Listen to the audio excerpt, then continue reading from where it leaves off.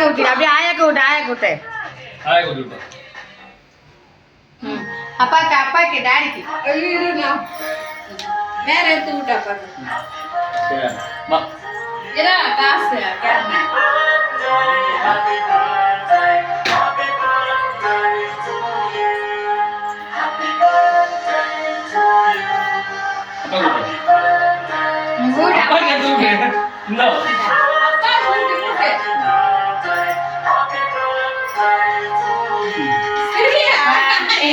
பொம்மை கொஞ்சம் போட்டோ எடுப்போம் நீ விட்டு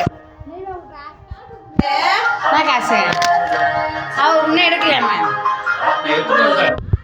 எடுத்தார் அவர் தான்